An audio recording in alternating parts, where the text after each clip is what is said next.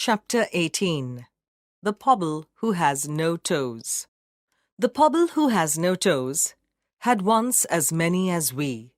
When they said, "Someday you may lose them all," he replied, "Fish fiddle dee dee."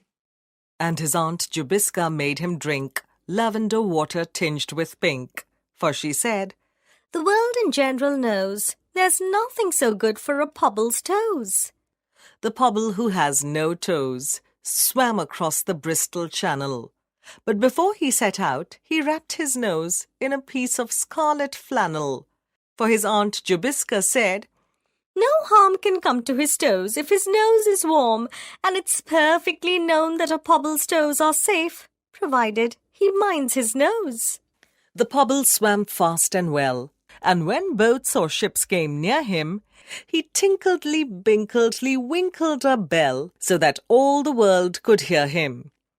And all the sailors and admirals cried when they saw him nearing the further side, He has gone to fish for his Aunt Jobiska's runcible cat with crimson whiskers. But before he touched the shore of the Bristol Channel, a sea-green porpoise carried away his wrapper of scarlet flannel.